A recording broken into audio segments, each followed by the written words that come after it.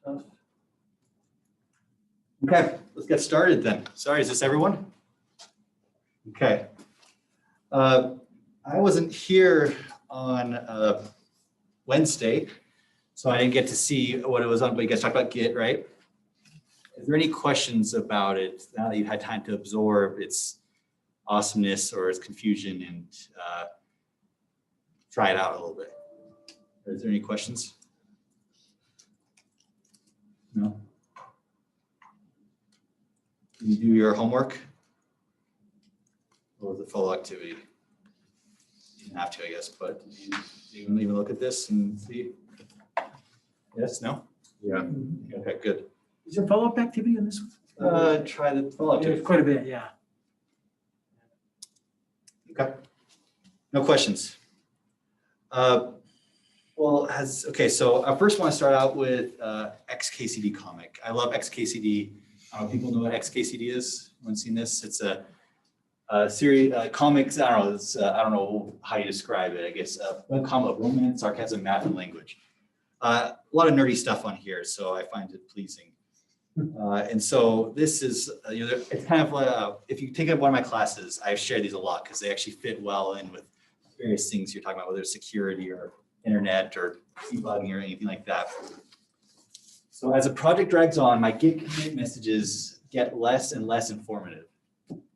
And so you see here, 14 hours ago, create a main loop and timing control. And slowly, miscellaneous bug fixes, and finally it's just like all A's, and then just random things merging in. Here I have code. I don't know. I guess anyone that's not new to Git had this experience, because I definitely have. It's like, I just need a message, whatever, just any message I want, So yeah, so I thought that was funny. I try not to do that. And then the subtext, it always has subtext merge branch into that. So I'll try not to do that. It's important to write good commits. I mean, maybe if it's your own project, you're just doing whatever for it, go ahead. But if you're doing this for like research, try to write good commit messages, because someone's gonna have to follow up and try to understand what you were doing. And even if that's yourself a week from, make sure you write good commit messages. Okay, we're going to be talking about GitHub today, but I actually want to talk a little bit about Git. I'm sorry if this was covered already. I don't think it was, but if it was, I apologize. You can just tell me. We can stop right there. But I wanted to first tell you a story. So here I am, a brand new researcher, like many of you. I got my start in the CCL with it was Brent Nelson, who's the one that hired me, but I would meet with you, or I'd see your students around Worthland. I was sitting, I know the exact station I was in, and got put on a project and had to learn Subversion. Git, I mean, I'm sure Git existed, but it wasn't popular at the time. It was Subversion at the time. I remember like, what is this? And I just didn't understand. And my solution, and I was there for a whole year, but my solution the whole year was, if I ever did anything that messed up so far that I couldn't figure out, I would just delete everything and re-clone the repo, or I don't know what you call it with Subversion. So that's something you probably will do with Git, is like, oh, I don't know where I'm at. I'm just going to delete everything and start over. That's okay, but try to remove the magic. There's a lot of magic in computers, right? A lot of things are happening behind the scenes, and magic can be a really great thing when you want it and you understand it and it benefits you, but it can also be a really bad thing, because then you're like, I don't know what's doing, and so I don't know how to fix it. And so therefore I just do the lowest common denominator, which is like turn off my computer or delete everything, or I don't know, ask the PhD student on the project. So my question for you all, you experts, is what makes what gives something Gitness? I don't know, is that a word, Git? How does something become a Git repository? What gives it its Gitness? How do we start a repository? Maybe is a first question.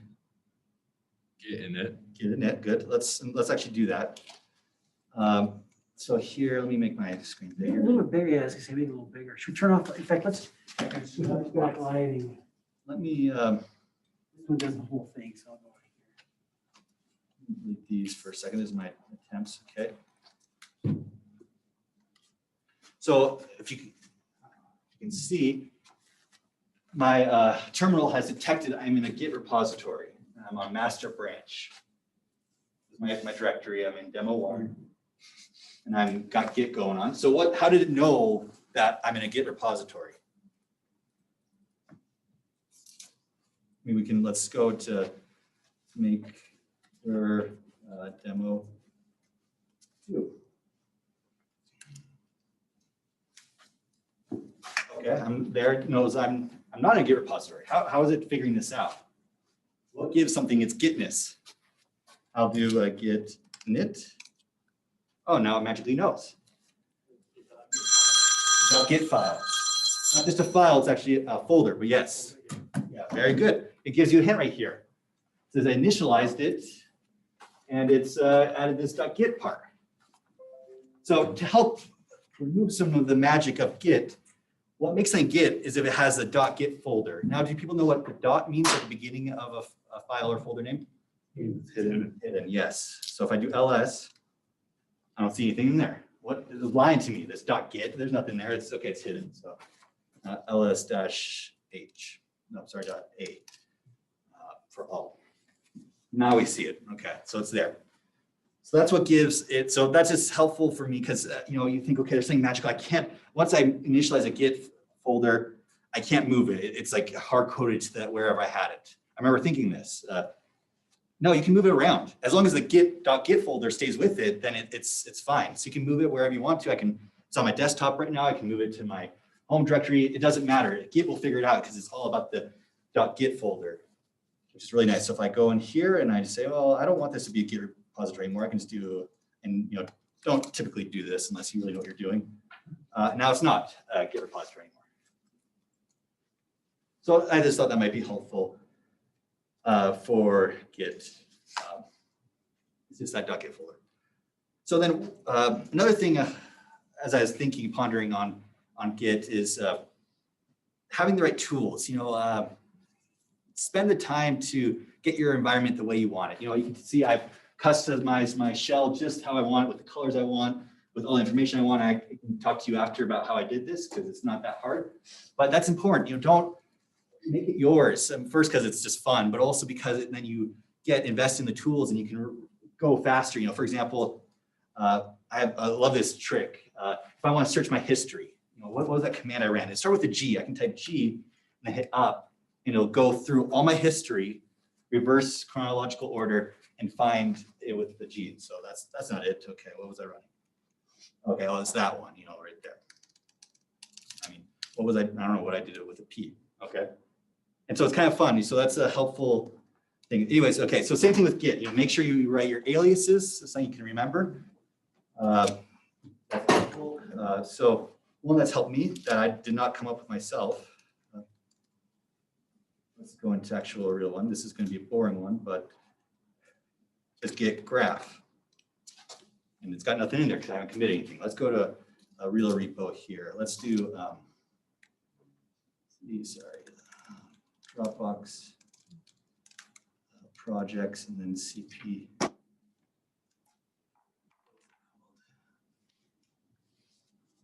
Computing Bootcamp. Let's go into Computing Bootcamp and Git graph. So this thing I just found on Stack Overflow. I didn't invent this by any means. But it shows you a nice little graphical representation in your terminal of all the merges that you've been doing and spamming my email over the last couple of days. So it's kind of handy to be able to do that. So get it the way you want it. So my question for you all is, are we allowed to use GUIs, or are we hardcore in using terminals only? You have a preference? I mean, you gotta make that decision yourself, I guess. I actually personally like GUIs. I like terminal stuff. I think it's good, important to learn.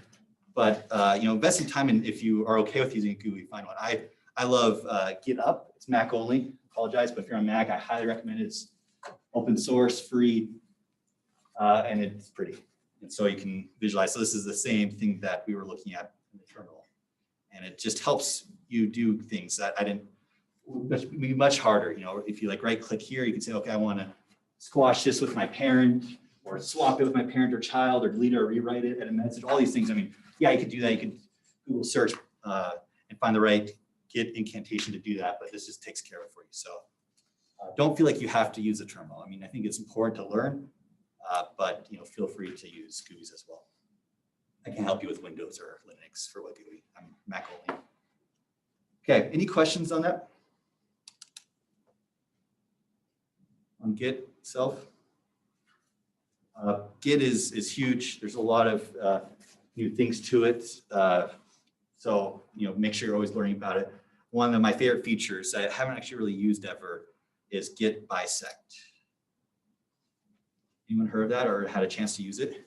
I just love how thoughtful Git was, so the developers of Git. If you're ever going along, you're like, wait a second, there's a bug here in my code. Who put that there? This command will do a binary search for you. You tell it where the bug presented itself and the version that was good, that didn't have that bug, and it'll do a binary search and jump around to different commits until you find the place where you committed that bug, or maybe not you, but someone committed that bug. So it's a really handy tool. I've actually never used it, so I can't give you experience on how to use it. But is it like bugs in just a line of code, or is it like a certain a certain commit, looking for a commit where a bug was introduced. So, I mean, that's pretty thoughtful. I think that's really cool. So, read the manual occasionally, take a look. There's a lot of interesting stuff here. Okay.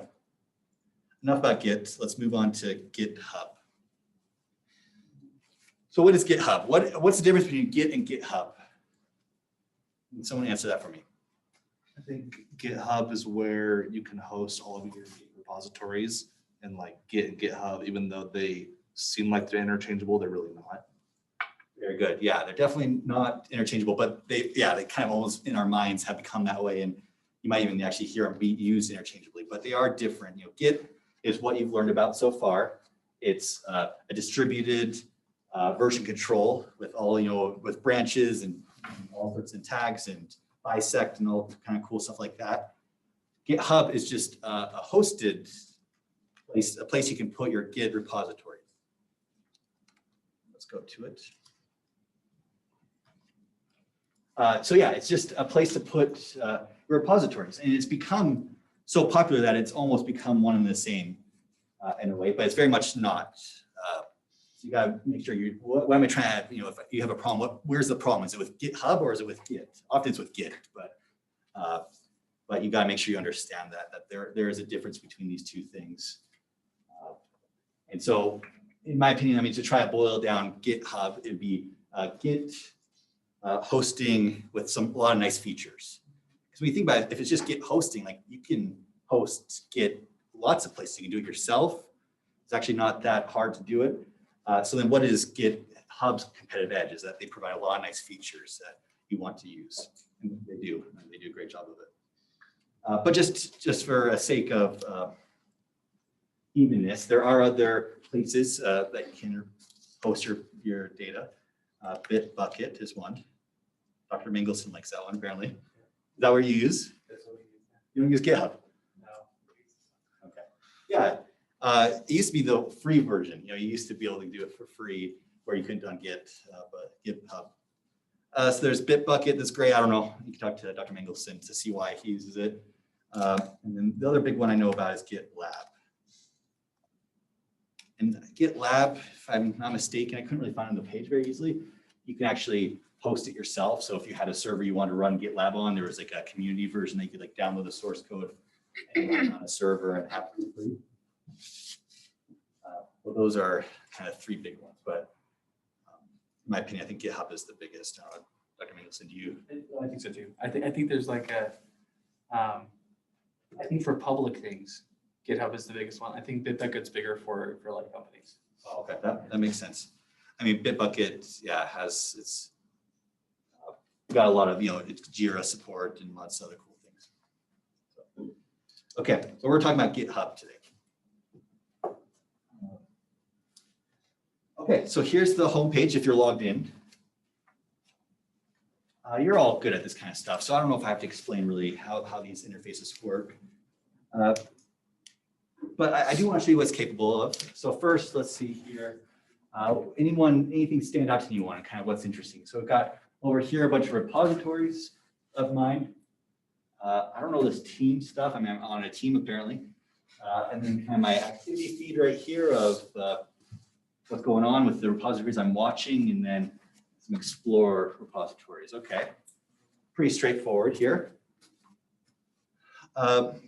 Let's create a repository and kind of see what's going on. Now here who has used GitHub before? Okay, you all have, I mean, was it for this project like last week or I mean, this week, or was it before that? Before that. Do we need to go over the features then? I mean, or we can kind of get in more into the deeper stuff first if you want, or Do like a brief. okay. Brief. So let's just choose default name. I'm gonna make this private. Let's add a README. Let's add a.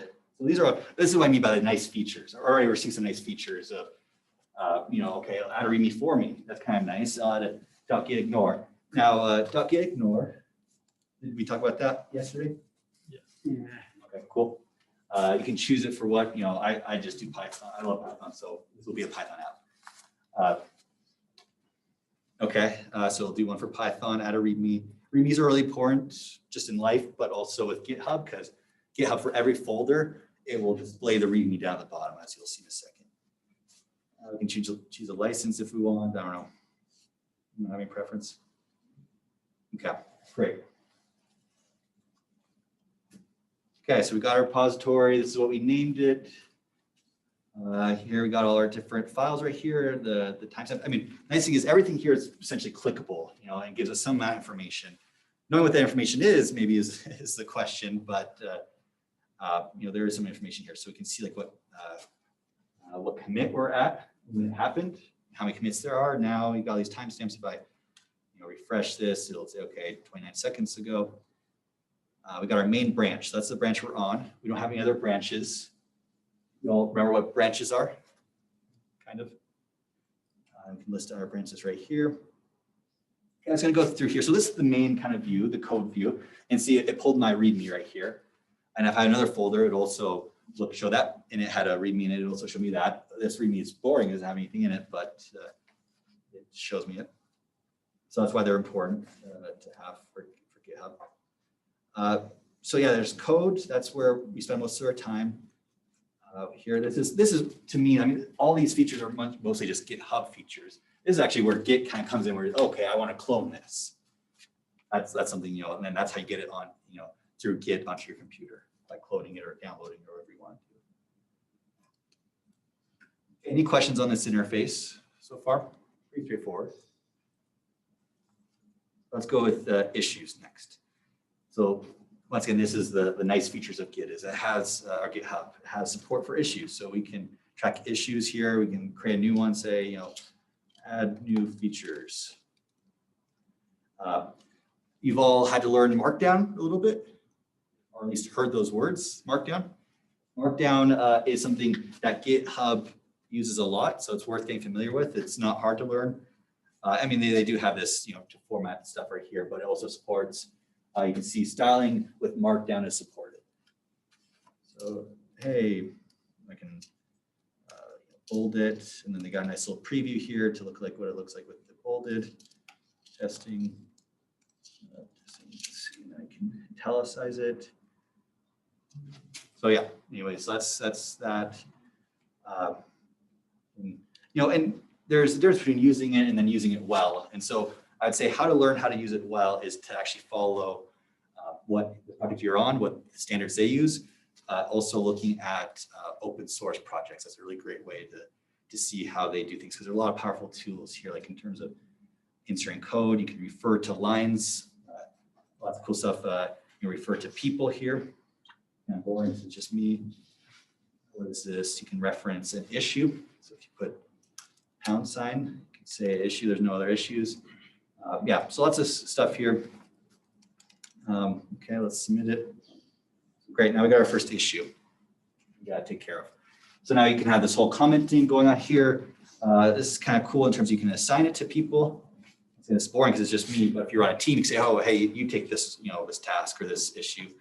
I've got this labeling. I'll show you some labels later on that an open source project does, but it comes with some default ones. Let's put won't fix. Okay, so we've labeled this as won't fix. I can add projects and stuff like that. Okay, and we'll talk about those in a second. Well, let's talk about milestones. That's kind of a cool feature as well. That guy here. Click on milestones. So milestones is like if you had some version that you want to release, you could say, I want to take care of all these commits. So you can, like version 1. Date in there, milestone, okay. So you can say, oh, I want this to be part of, right now we have 0% complete, we have 0 open and 0 closed. We haven't assigned anything. But if we go back to this issue here, we can assign a milestone.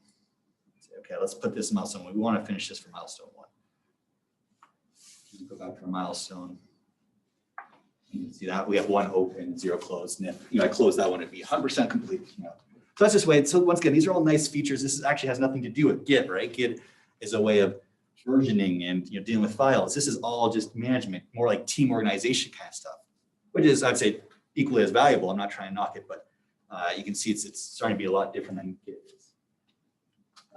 Depending on your lab, the research you're involved with, you might be using this a lot, you might not be. It depends on, I guess, the project and the size of it.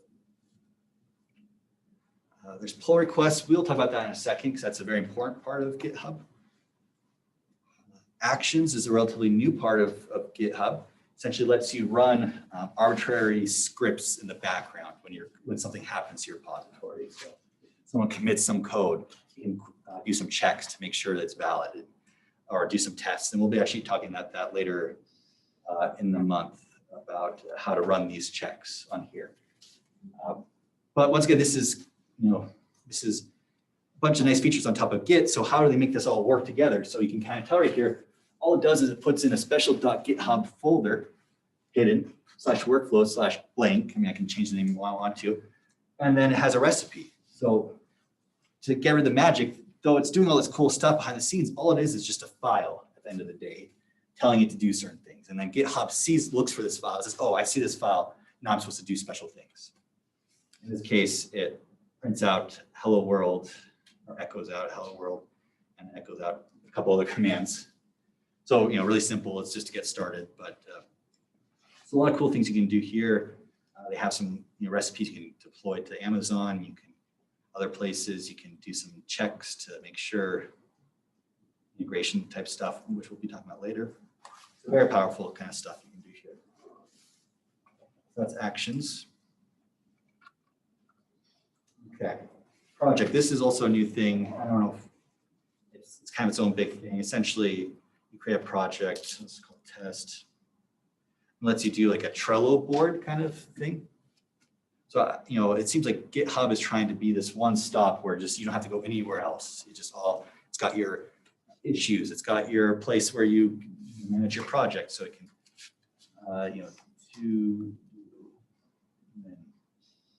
what kind of column it is, and when a new issue gets added or reopened, we'll automatically put it in here for you. So you can drag and drop, these different issues here. Let's add a test. So we can move this around. If we had another column, let's do one more column.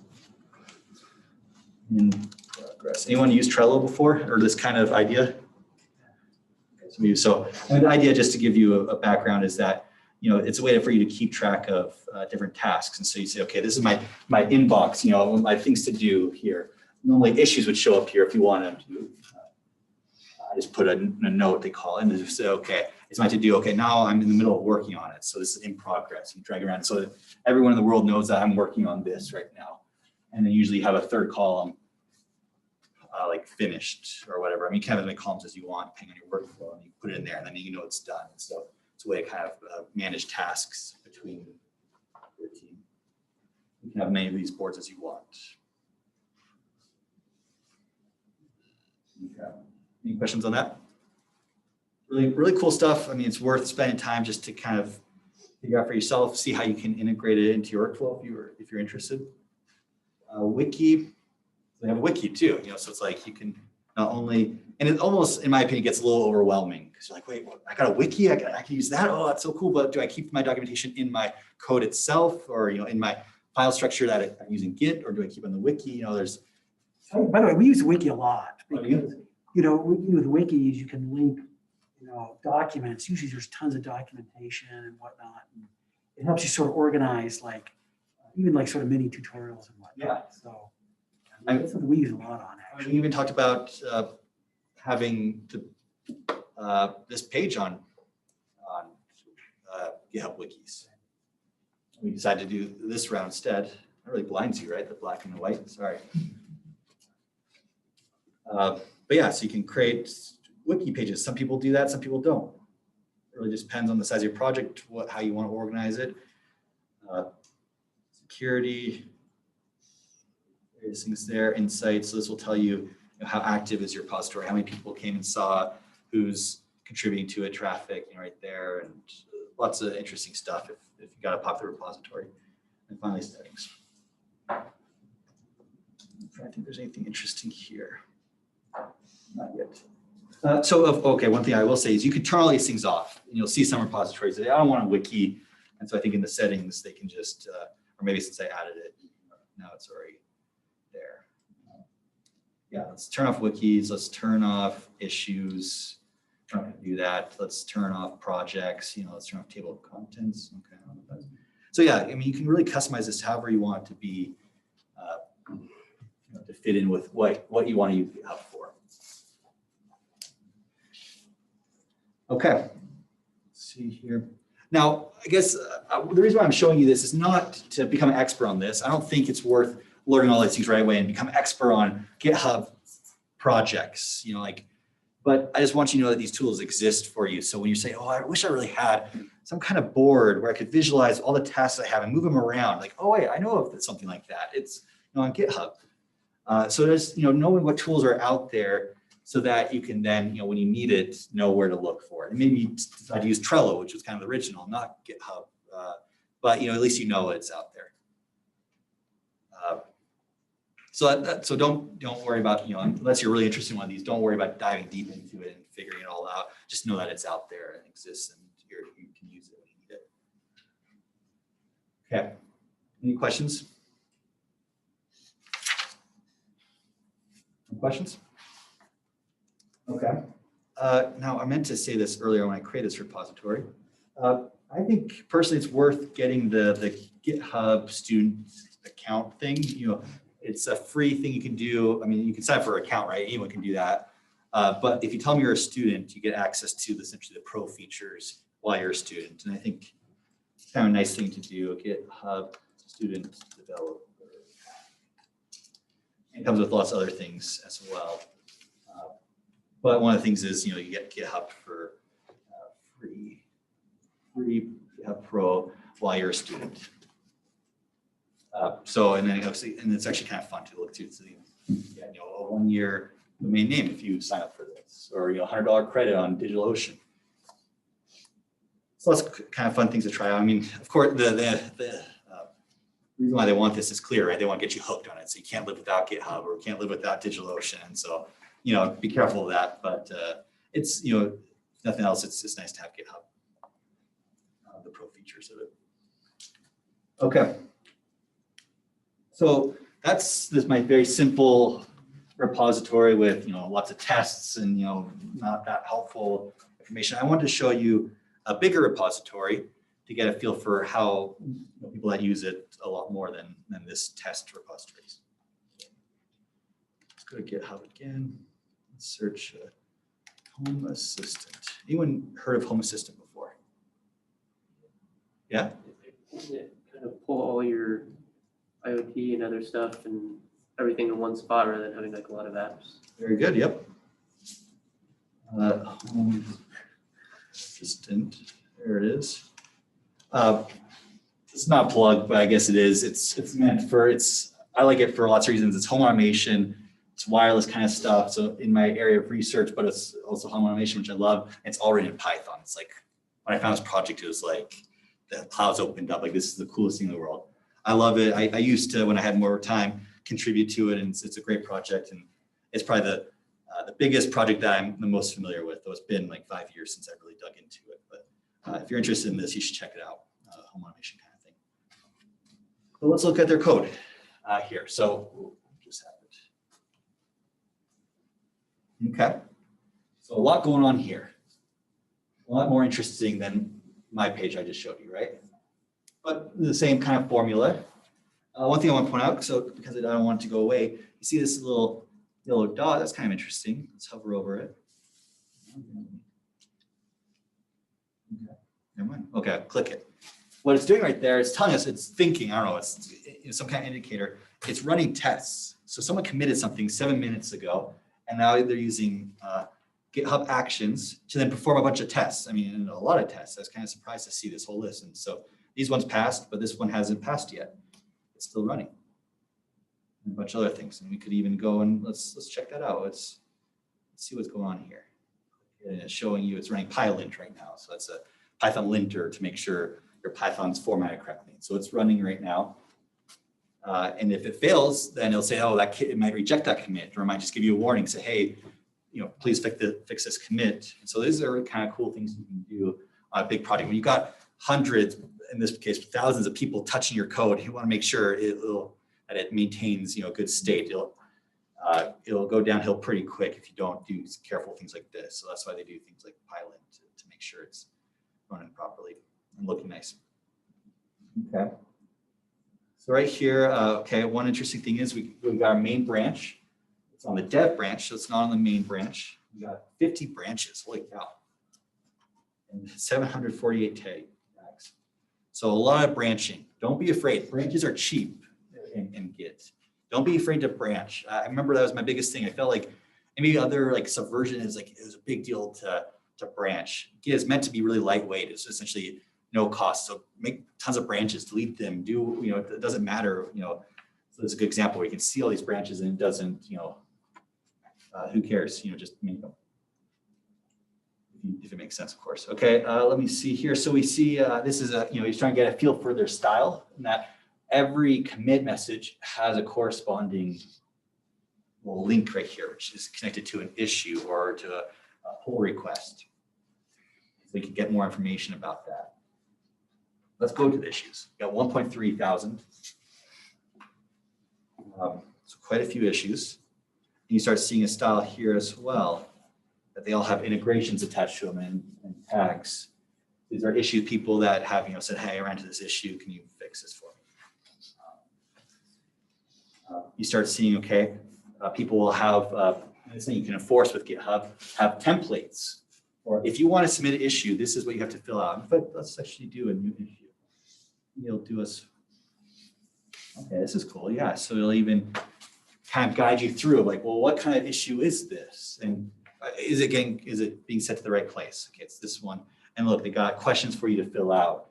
So it makes it all really nice so that make sure you're doing what you're supposed to be doing. So you don't just say, hey, I had a problem. Well, what was the problem? What operating system are you running in? Various things like that. So this is all tools to help a maintainer, someone that takes care of this open source project, better use of their time so they can debug more things.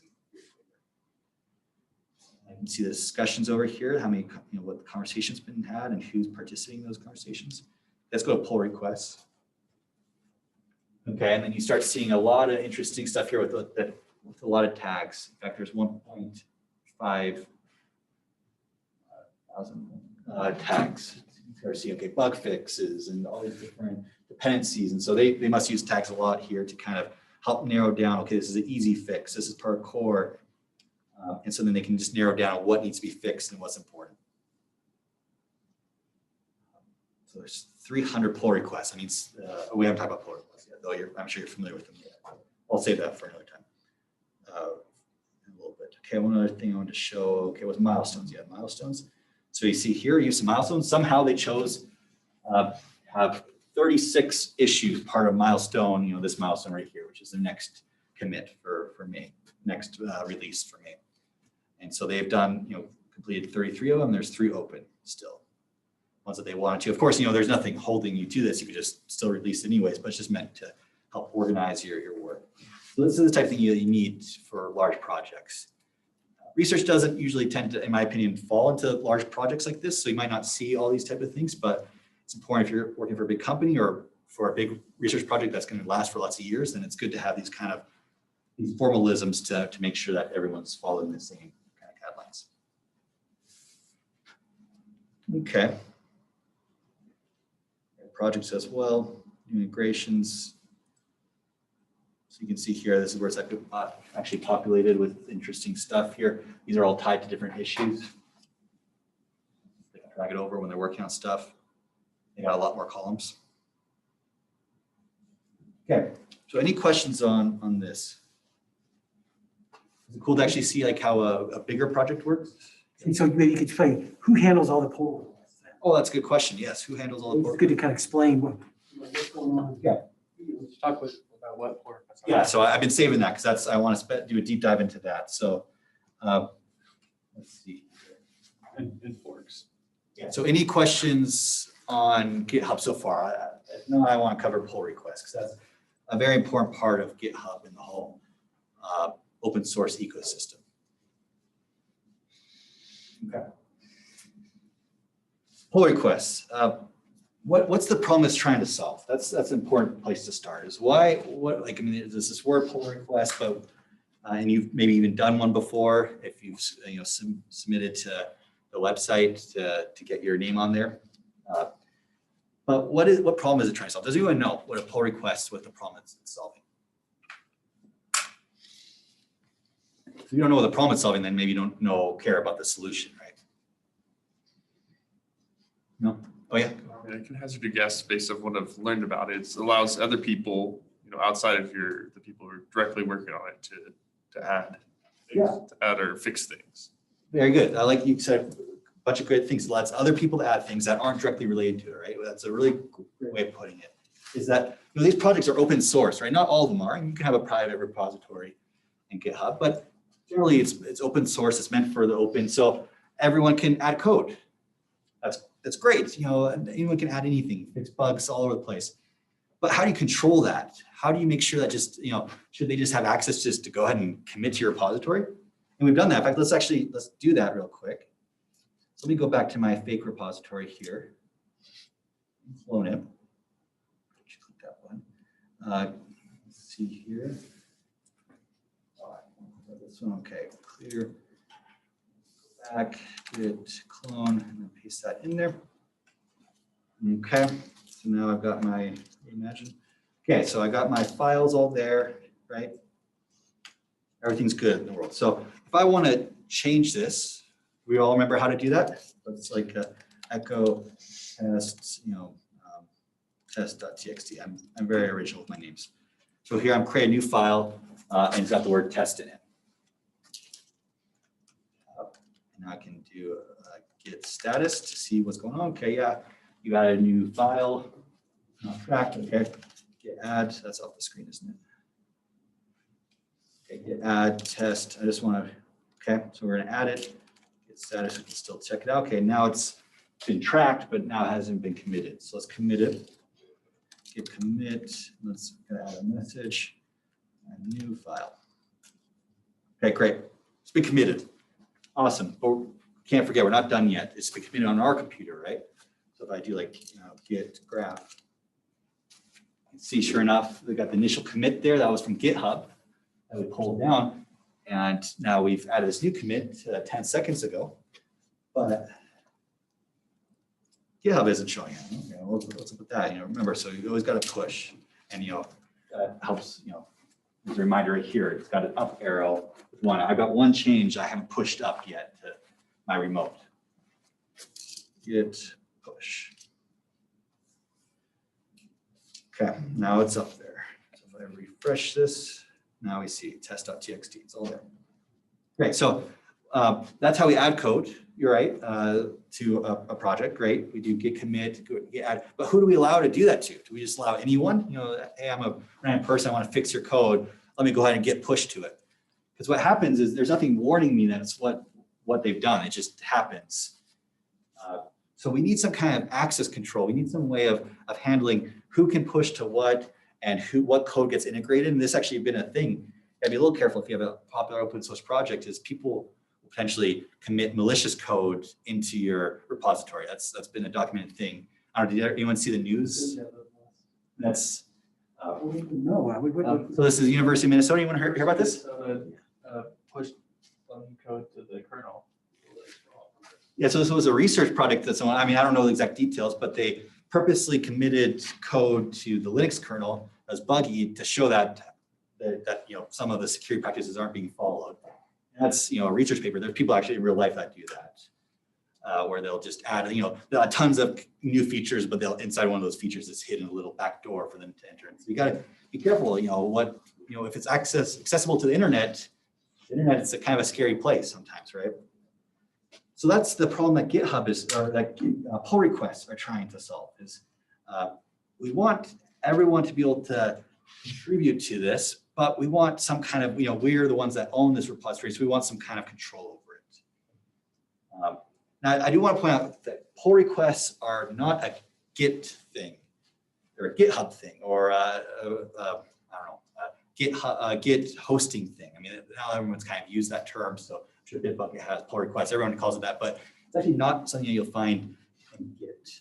It's really just automating a bunch of things for you that Git is doing behind the scenes, but it's actually not a thing that that's part of Git. Okay, so let's do an example. But before we do that, there's one more term you need to understand, and that's the idea of forking. Right up there. Once again, that's not a Git term either. That's a GitHub term. Is the idea of forking something. So I click this fork. Now what it's doing is it's saying, hey, where do you want to fork this to? Because I have lots of different repositories, organizations I'm part of, I could, I could put it into any one of those things. It's not putting my personal one because this is on my personal one, so I can't fork into as myself. Let's put into my labs GitHub organization. Okay, so it's doing a bunch of stuff. Here you can see it's forking it. It'll take a few seconds. Okay, there. Now it's done. So now this starts to look a little different. You can see here, the biggest difference is this picture. And it's saying, okay, well, here's your repository. But it gives me a back for it. This was forked from Philip BL, original repository. I can click on this, I can see what the original looked like. So that's what a fork is. And essentially, in my mind, what a fork is essentially doing is saving the trouble from Git cloning something and then changing the remotes and then Git pushing it up into a brand new repository. It's kind of just doing that for you automatically. Adds obviously some nice features in that it then also, make sure that you're connected up with the original if you want it to be. So that's what forking is. It essentially just takes that code and makes it yours in a way. It makes it under your ownership. Now you control that repository. Does that make sense? Okay, now that we have this. Oh yeah, go ahead. So if you alter one of the forks, it doesn't change the other one, right? Yes, it doesn't. Yeah. So it's like now it's your own version of this repository. So you can do whatever you want. You can go delete all the files. You can go do anything you want, and it doesn't affect that one at all. Yep. So in fact, let's do that. So one of the nice features of Git is if you don't want to deal with Git cloning and stuff like that, you can just say, oh, let me edit this file right here. And this will bring up an edit response. Once again, this is a nice wrap around Git cloning it, making modifications, then committing it.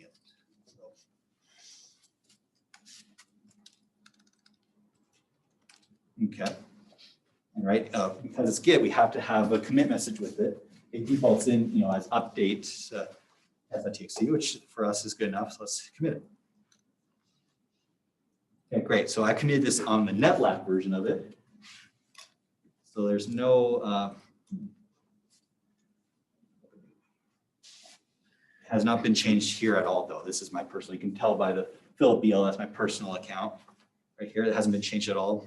It's only been changed on the NetLab version. Okay. Yes.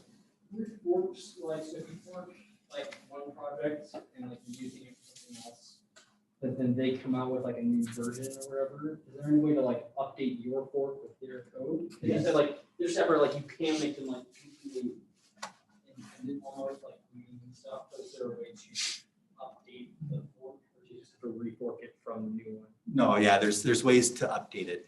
Typically what you'll have to do is have two remotes, and it gets kind of complicated. We can talk after if you're more interested about the specifics, but essentially have two remotes, one your Git repository and then one that's called upstream. And so then you can essentially download those new changes from your fork and then commit it to your repo. It's but it's just key is you have two remotes. So two servers you're communicating with, and you have to take care of merging those in. So often you're pushing to your own kind of private one, doing whatever things you want to do that's specific to you. But if, oh, they had a new feature that you want, then you'd have to do, okay, let me get those new features, bring it here, make sure there's no conflicts between the changes you made. And then once you've managed all those conflicts, and you push it to your repository, then you got those changes. That's the general flow. I can show you like the commands, we can look those up to make that possible. Okay, so let me see here. So here on the original version, we got test.txt was updated 7 minutes ago. Great. Then we see here 1 minute ago. Great. So it was with our changes. Okay. Anyone notice anything that looks kind of helpful? It's kind of dark, I don't know, but right here, there's this little text right here. It says, hey, because it knows where we came from, we forked from Philip EL, saying, hey, well, this branch that you're on, it's actually one commit ahead of the main branch you forked from. Oh, that's interesting. Let's compare. Let's look at those differences. And say, okay, well, oh, well, this is what your version has. It has this extra content here. Great. And then he has this option right here to pull request. So these changes are so important. I feel like I want to have them go upstream. I want them to be incorporated into the main project. So this is an easy way to generate a pull request. So once again, it lets you preview the page. Create, so then you give it a title, the pull request, you can give a description, added some important stuff. And then once again, it shows you the summary, so you can kind of make sure, because sometimes what you don't want to do is commit a pull request and you have something that you didn't really want to be incorporated into that pull request. Maybe you changed, something that you didn't really want to change for like debugging purposes. Like you had a printf in there that you didn't really want to be part of. It was just for debugging. So you kind of look through, okay, say, okay, this all looks good here, and then you can now create a pull request. So what the pull request is doing is comparing these two different forks of each other, the original with the fork, and say, okay, let's take those changes that you added and let's bring them back into the original. It's kind of confusing, I'm sorry, because I'm one and the same. I control both of these, so it's looking really easy, but ideally, articulately, there'd be maybe two different people here. But what's great about this is now that we've submitted a pull request, this now gives me, the maintainer, the original person, an opportunity to now review it and do a bunch of stuff, may have a conversation with you. We can have comments back and forth like, why did you add this? And commit, and then they can respond. It's a conversation with myself, so it's boring, but you could, have a conversation back with them. And show you this before, you can, I love this, or I love that comment again. I could say, well, you know what, I'm not capable of looking at this. Let's add another reviewer. There's no one to show because no one else is on this. But like if you had a team of people say, you know what, this feature or this thing that someone's adding, that actually looks like that belongs to Dr. Mangelson. He's the Roblox guy. This is the Roblox code. So I'll have him review it, because I'm not good at that. So this gives you a chance to then review it, make sure that it all looks good, runs through all your tests properly, and then finally commit it.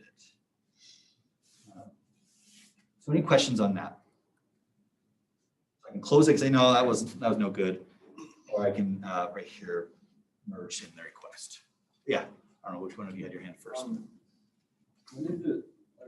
Branching and forking kind of seems the same to me, like what I should use usually. Okay, that's a very good question. Thank you. And it gets even more complicated. So you actually do pull requests with branches as well and forks. So it's even a little more confusing. But typically you can only branch something if you're part of that repository. You can only create a branch if you're part of it. Whereas you fork it if it's someone you don't know who they are and you're not associated with them at all. You're just some other person just interested in their code. So they can fork it. Another way to think about it is, so a branch is a copy of all of the code, but it's within a repo.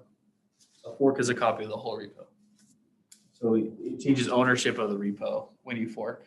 When a branch is kind of ownership, right? Yeah, like an internal copy of the code. So yeah, it's the difference between, I guess, repository level versus GitHub level, like independent things. And the fork includes other branches too, right? Like all the branches that are part of the initial one when you fork it. Yeah. Yeah. Does that answer the question? Is that, and these are all kind of abstract thoughts, so it can be kind of hard. Let's bring it a little bit more concrete real quick. So if I were, I mean, if I own the repository, if it's my repository, I would never create a fork of it. I don't think you can create a fork of your own thing, as we saw here. So if you own the repository, let's say I'm working on someone else's project. If they've added me as a collaborator to it, then I could just make a fork and I have special privileges. But if like it's some person, like, I don't know, like Home Assistant, for example, it's this huge thing. They don't know who I am. They don't know. So I would do a fork. So fork if you don't know who they are, but if you're part of the project, then probably a branch. Okay. You see like a common practice I've seen with some like open source projects on GitHub, that have like a team and everything and have a lot of people contributing to it. Like kind of use this practice is like if you want to contribute features to that project, you fork it, make your own fork, and then you make your own branch with whatever feature, whatever you want to add.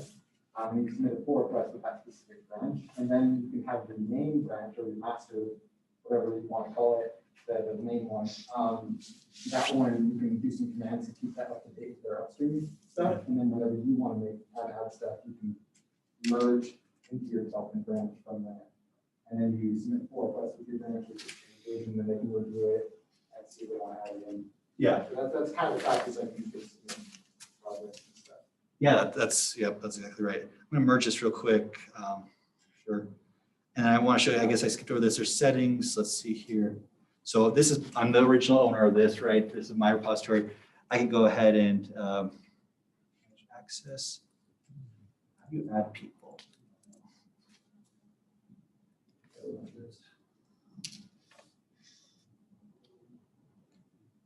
Okay, so I can add a collaborator, but this is putting a lot of trust in them because I'm essentially giving them access to my repository to do all sorts of stuff without my permission. Whereas if you just have them do a fork, then the only way they can change your code is only through a pull request. And so I'd say have them be able to make a fork or make a branch, and they have to have access to this, and then there'd be a level of trust to answer your question. Okay. But yeah, thank you. That's exactly right. So. Go back to here. So now I've got the changes. It was updated 9 minutes ago. Man, time flies. So now I got this new content right here, and we got this. Sorry, this breadcrumb trail of where are you? This PR. There's one closed right. Oh yeah, there it is. Okay, closed, and so we can see that this happened at this time. So it's nice to kind of have a trail of all the changes that have been made. Okay, so that's if two completely separate people that want to contribute to stuff. I'll show you one more example of it. Anyone LCR ring a bell to anyone? It's clerk leader resources. What is it called? Yeah, leader clerk resources for church. Yeah. No one knows what I'm talking about? Okay, some of you. So there's this tool in the church to let you manage clerk stuff. So I wrote an API for it. Kind of reverse engineering the website. But then I got released, and so now I don't have access to it anymore. And so I can't test it, but people are still using it. And so just the other day, someone submitted a pull request to re-engineer the whole authentication part of this. And so, they gave their reasons. They said, okay, it fixes this one right here. It addresses, so this was an issue. And I think what did I say? Or no, I guess I just closed it when it fixed it. So some kind soul, I don't know who they are. Thank you, Kevin Carr, committed this code, and I was able to review it because I want to make sure that it was good. I didn't actually run it because I couldn't, but I just kind of went through this and okay, yeah, that seems all reasonable to me. And I accepted it. So this is an example where I don't know who this person is, but I like they were interested enough to do this. What does it do? What do you do with the API? Is it just like a Python? What kinds of things do you do? Yeah, it's lets you get the birthday list, the members moved in, members moved out, member list, column list, and recommend status all through. It generates like a text file? Yeah, I mean, it's a Python. Yeah, it's a Python thing, so you can write it. It'll generate text. Python. Spit a text file out based on that. Yeah. So my bishop really wanted me to make XML document, not XML, sorry, Excel documents for all sorts of things, and so I wrote this to kind of so I could I was doing my work. I'll just download this. I'll just make my own, right? Yeah, try it out. I've got instructions on how to use it. You just provide, username and password, and you just call it in Python and get the new move-ins, and then You can send them an email saying, welcome to the ward, you know, that kind of magical stuff. You know. Pretty cool. So, yeah, so this is an example where people, I mean, this is not a big repository at all, 15 stars, but, you know, people are interested, so I don't know who they are, so that's great. So that's to me one case of a pull request, and that's probably the most common. That's what makes, you know, some way the open source world go around, is that people get interested in things and want to help out in some way. Or they want what you have and they want something slightly different, right? Or, Yeah. or they want to add something or. Now, an interesting thing about forks is that sometimes a forked version can actually overtake the original version. So you gotta be a little careful of that. For example, this is a good example. I can't access it anymore, so I've lost a lot of interest in this project. I mean, I like it, but there's nothing I can do about it. So in theory, someone could fork this. In fact, 10 people have forked it. And for all I know, they could have way better features than I have. I think personally, my own opinion is that's kind for them to try to offer it up pull request to the original person, kind of consolidate to one place. But there's nothing stopping them from saying, hey, everyone, go to this one instead, because I actually maintain this one and I actually add all these features. But I can go see what is this person doing? Oh, look, in fact, this person forked the fork. So maybe he does have lots of features, you know. So yeah, so we can kind of see, and so you can actually go through and say, well, what changes have they made to this? Put their name, like, you know, what changes have they made? You know, okay, few, you know, I don't know. So anyway, so that's kind of an interesting thing, is just because it's the original doesn't mean it's the right one. So always, I mean, one of my first things I do is when I go onto the pages, I look at this timestamps right here. Is there anything that happened last month, last time? I mean, do you see 5 years ago for all of them? You're like, okay, this is not being maintained because software needs to be upgraded way more than this. So yeah, so that's that. Any questions on this? Oh yeah. I would say also, if you're forking, you want to make sure you look at the license. That's fair too. You Yep. have with that, and also add your name into that copyright or license if you can have it. Like I might be able to put that in. Okay. But I think there's many other ones that you want to look at that, see what you're doing with that code and how you can show it. That's a good point. Yeah. Or you do things like big with it. Yeah. That's a good point. I don't have a license. Do whatever you want with this. Okay, sell it to the church for lots of money. Yeah, go ahead. This isn't necessarily related to the code or functionality, but how are the people who run GitHub make money?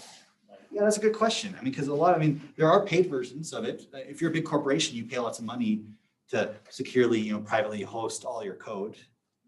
So I guess that's my answer. I don't know if you have any other answers. I think that they do. It's kind of like, you know, you get the free version, you know, and then the big companies spend a lot of money, you know.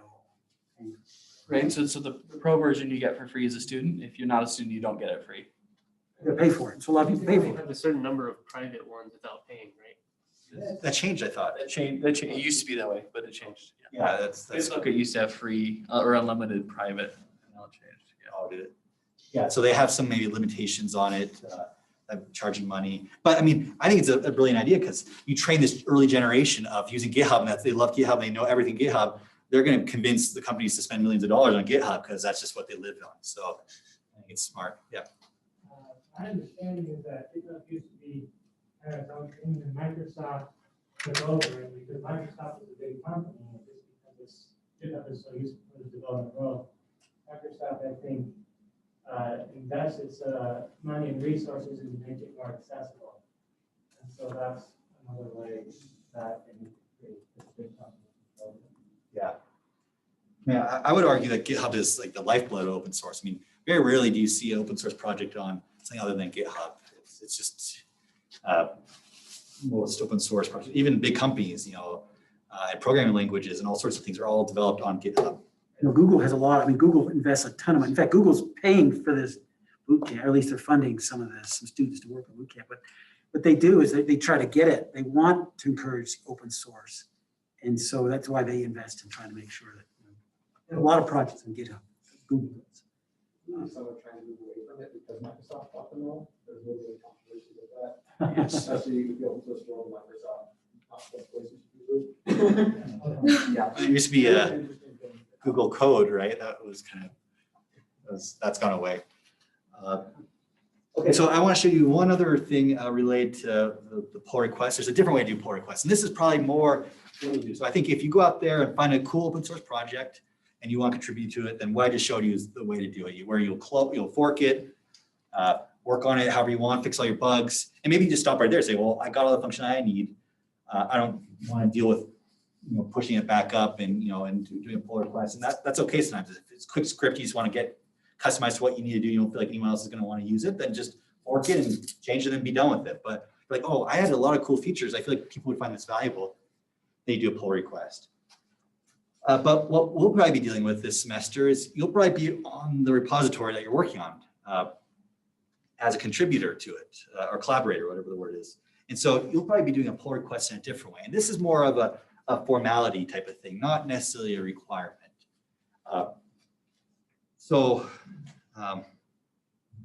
Let's see here. So if so here's my Git remote feed.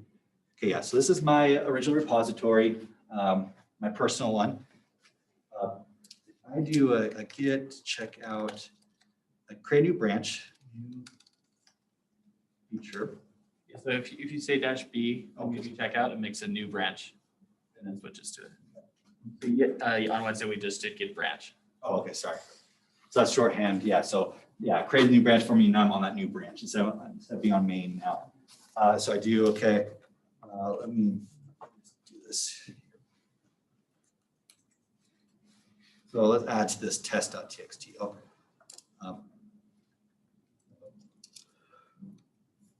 okay. Okay, let's add new stuff. It's actually going to be a problem because it's been changed, right? I didn't do a git pull first. But let's see what happens. Let's go with it. So I'm on this new branch. I added some stuff, git status. Let's do git, let's do commit. That's a shorthand. I don't know if we saw this right. You can do git add and then git commit, or you can do git commit -A will add and commit at the same time.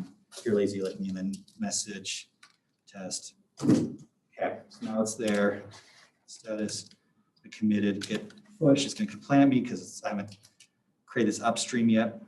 So let's copy this command. Okay.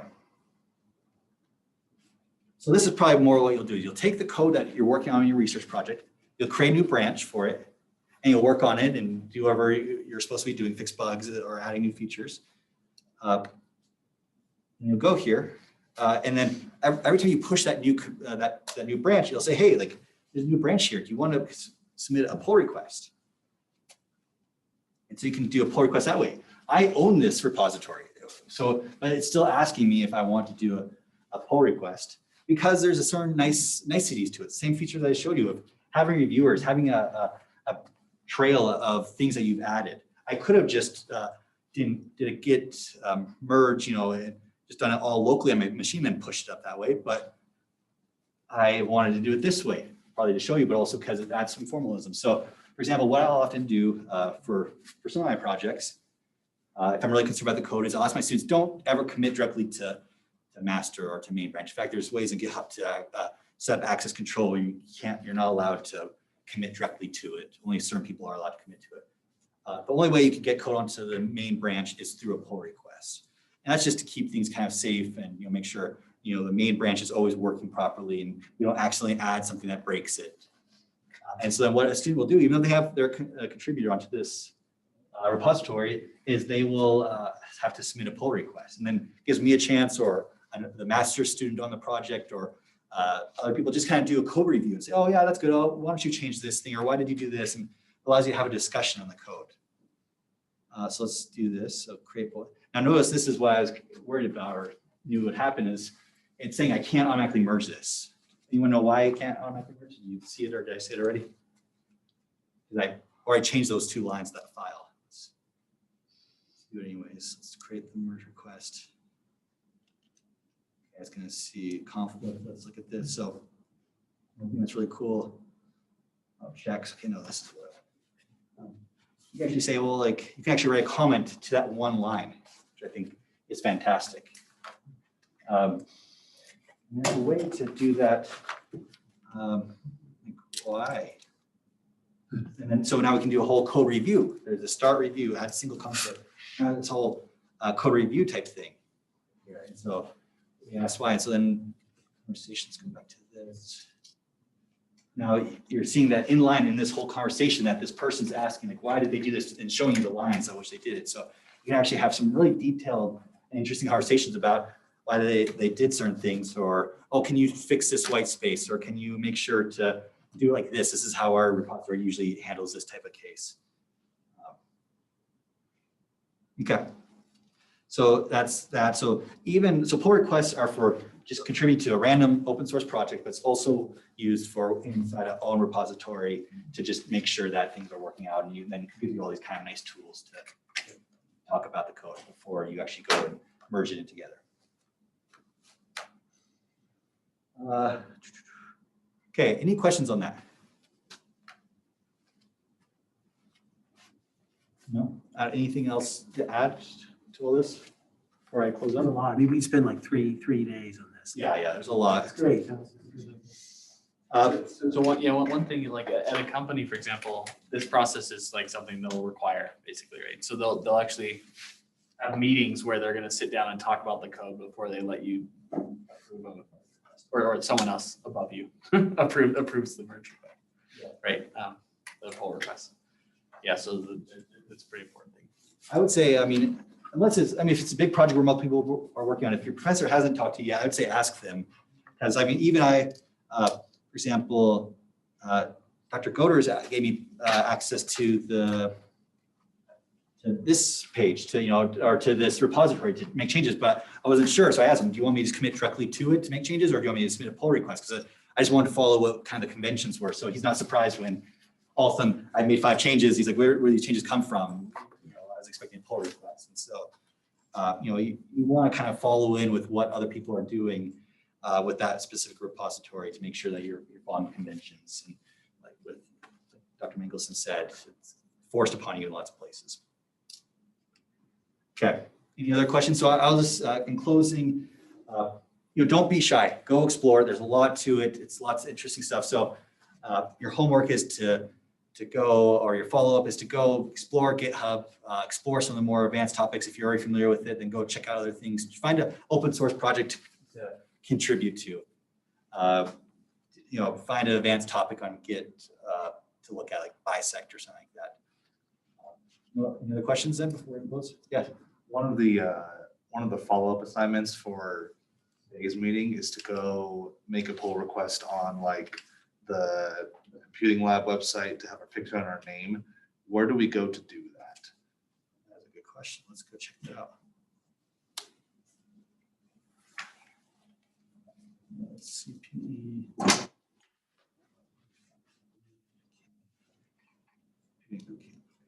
So you're going to know. It'll be under, if you go back to the website and go to schedule, it'll show some of the website. Schedule. Add a link to yours via pull request. Okay, so what you'll do is let's go. Wait, where was it? You fork it. So you'll have to fork it. 17 people have done. Let's see what 17 other people have done. Can I look at someone? Is that bad privacy thing? Sorry, person Jackson. Look at you. What did you do? So let's go to their. Oh, sorry, 18. Jackson, come on, man. You got to keep up. You're 18 commits behind. You kind of see.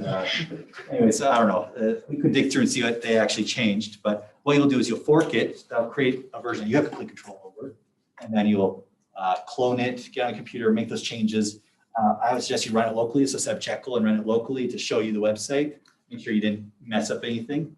And then once you feel happy with that, then you push it up to your repository, and then there should be an option to say, okay, make the pull request. Clear as mud, right? Yeah. I mean, I can do it. Let's do it right now. If people want to, but is that? And after we submit the pull request, then like whoever is running the website will just like check them Yeah. and then say yes or no. Yeah. So I mean, I can do it right now. So I'm going to fork it as myself.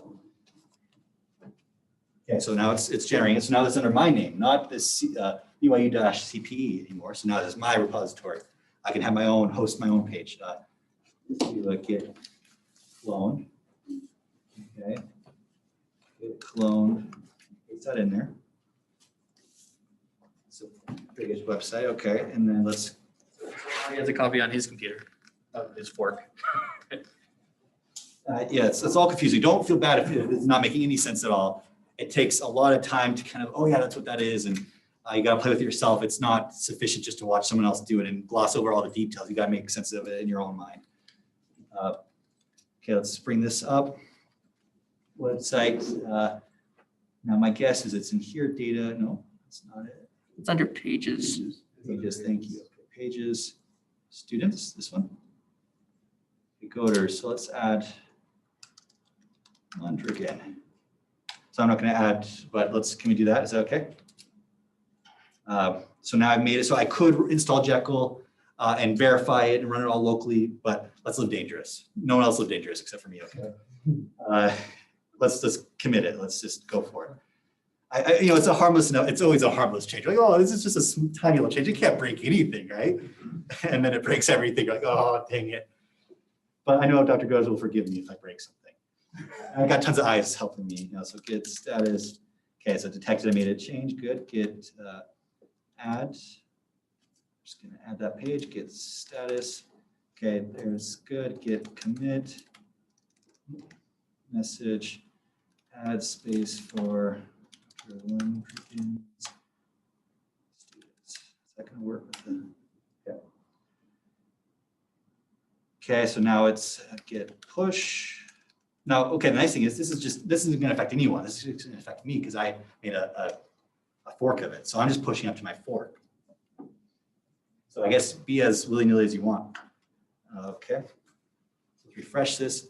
So now it's saying, hey, you're one commit ahead, and maybe it takes you a couple commits because maybe you make a couple of changes, or maybe I have a whole new feature. It doesn't have to be just one commit, right? It could be lots of commits.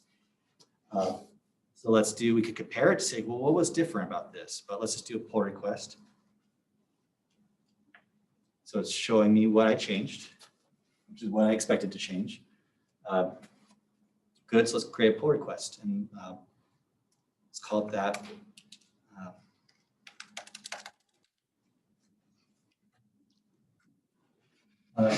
Okay, so then allow edits by maintainers. That's kind of cool. I guess I've never noticed that. What does that say in a second?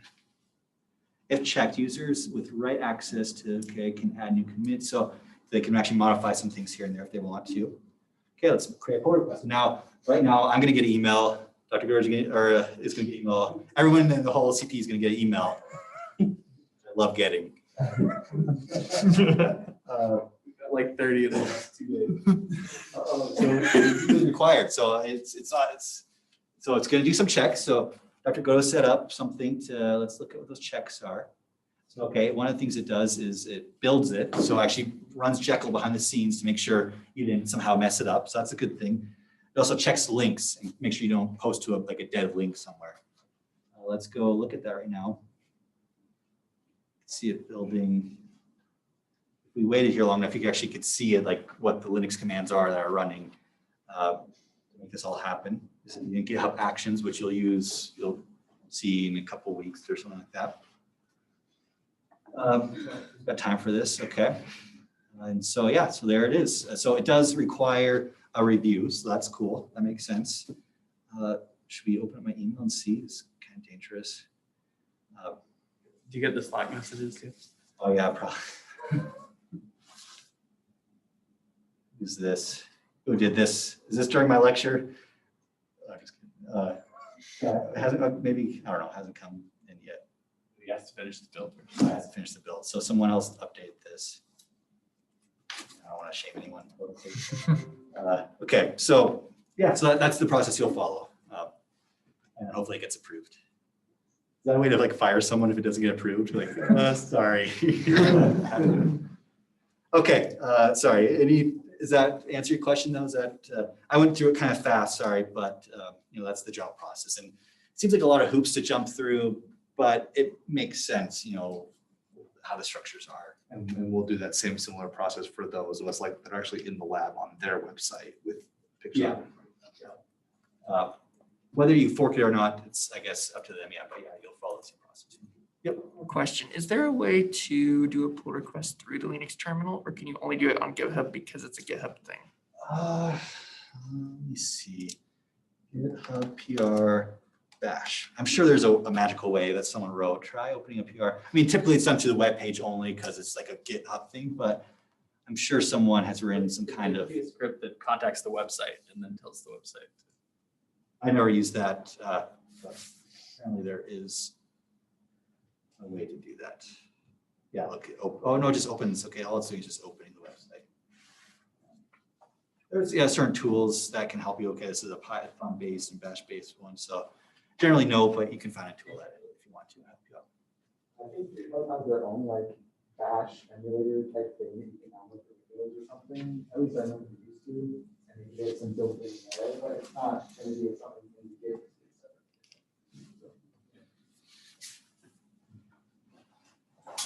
Okay, let's hope it gets accepted.